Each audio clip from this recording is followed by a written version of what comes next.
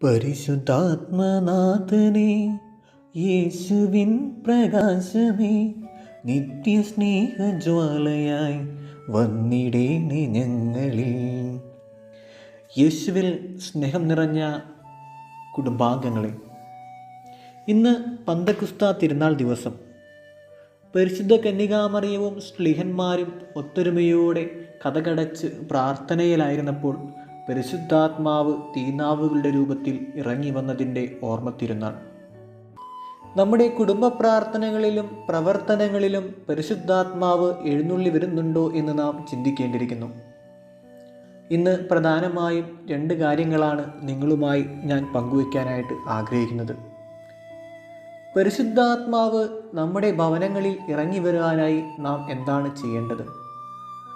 പരിശുദ്ധാത്മാവ് വന്നു കഴിയുമ്പോൾ നമ്മളിൽ ഉണ്ടാകുന്ന മാറ്റങ്ങൾ എന്തെല്ലാമാണ്? പുറപ്പാടിൻ്റെ പുസ്തകം 19-ാം അധ്യായം 5-ാം വാക്യം ഇപ്രകാരം നമ്മളെ അറിയിക്കുന്നു: നിങ്ങൾ എൻ്റെ വാക്കു കേൾക്കുകയും എൻ്റെ ഉടമ്പടി പാലിക്കുകയും ചെയ്താൽ നിങ്ങൾ എല്ലാ ജനതകളിലും വെച്ച് എനിക്ക് ഏറ്റവും പ്രിയപ്പെട്ട എൻ്റെ സ്വന്തം ജനമായിരിക്കും.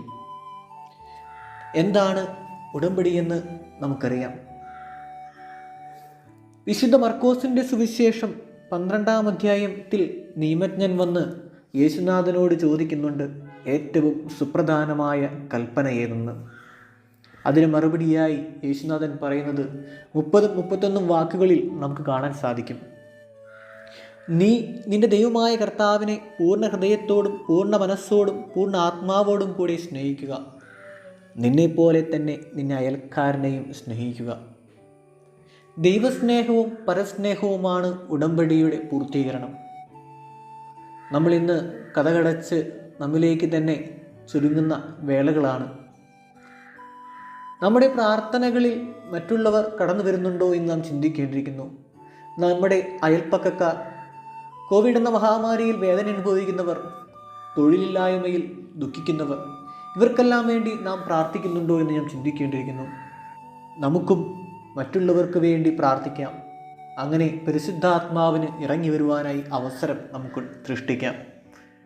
പരിശുദ്ധാത്മാവ് വന്നു കഴിയുമ്പോൾ നമ്മുടെ ജീവിതങ്ങളിൽ എന്തെല്ലാം മാറ്റങ്ങളാണ് സംഭവിക്കുക? വിശുദ്ധ യോഹന്നാൻ്റെ സുവിശേഷം 16-ാം അധ്യായം 1 മുതലുള്ള വാക്യങ്ങളിൽ നമുക്ക് കാണാൻ സാധിക്കും. യേശുനാഥൻ ഇപ്രകാരമാണ് പറഞ്ഞു വയ്ക്കുന്നത്: ഞാൻ പോകുന്നത് നിങ്ങൾക്ക് നന്മ കൈവരിക്കുവാനാണ്. ഞാൻ പോകുന്നില്ലെങ്കിൽ നിങ്ങൾക്ക് സഹായകനെ ലഭിക്കുകയില്ല. ഇവിടെ നന്മ എന്നുകൊണ്ട് ഉദ്ദേശിക്കുന്നത് പരിശുദ്ധാത്മാവിനെയാണ്. നമ്മുടെ ജീവിതങ്ങളിൽ ഇന്ന് നന്മകൾ സംഭവിക്കുന്നുണ്ടെങ്കിൽ, അല്ലെങ്കിൽ നമുക്ക് നന്മ ചെയ്യുവാനുള്ള പ്രേരണ കടന്നു വരുന്നുണ്ടെങ്കിൽ, അത് പരിശുദ്ധാത്മാവിൻ്റെ സാന്നിധ്യം ഒന്നുകൊണ്ട് മാത്രമാണ്. അടുത്തതായി നമുക്ക് കാണാം, കുമ്പസാരക്കൂടുകൾ ആത്മീയ അനുഗ്രഹ വർഷത്തിൻ്റെ സ്ഥലമായി മാറുന്നു. പരിശുദ്ധാത്മാവ് വന്നു കഴിയുമ്പോൾ നമുക്ക് നല്ല കുമ്പസാരത്തിനുള്ള ശക്തി ലഭിക്കുന്നു. വിശുദ്ധ യോഹന്നാൻ്റെ സുവിശേഷം 16-ാം അധ്യായം 8-ാം വാക്യത്തിൽ ഇപ്രകാരമാണ് പറയുന്നത്: അവൻ വന്ന് പാപത്തെക്കുറിച്ചും നീതിയെക്കുറിച്ചും ന്യായവിധിയെക്കുറിച്ചും ലോകത്തെ ബോധ്യപ്പെടുത്തും. കുമ്പസാരക്കൂടുകളിലേക്ക് നമ്മൾ അണയുമ്പോൾ പാപത്തെക്കുറിച്ചുള്ള ബോധ്യവും നീതിയെക്കുറിച്ചുള്ള ബോധ്യവും ന്യായവിധിയെക്കുറിച്ചുള്ള അറിവും നമുക്ക് ലഭിക്കുന്നത് വഴി നല്ല കുമ്പസാരങ്ങൾക്ക് നമുക്ക് ഇടവരുത്തും. ആത്മാവ് നമുക്ക് വേണ്ടി മാധ്യസ്ഥം വഹിക്കും.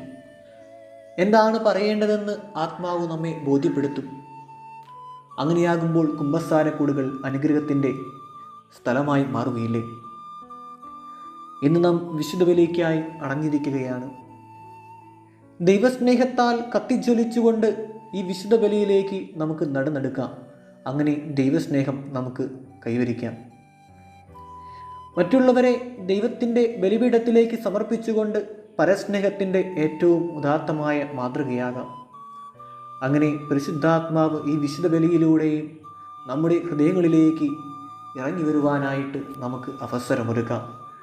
അതിനായി സർവേശ്വരൻ നമ്മെ ഓരോരുത്തരെയും ദൈവത്തിൻ്റെ പരിശുദ്ധാത്മാവിനെ നിറയ്ക്കുവാനായിട്ട് ഇടയാകട്ടെ.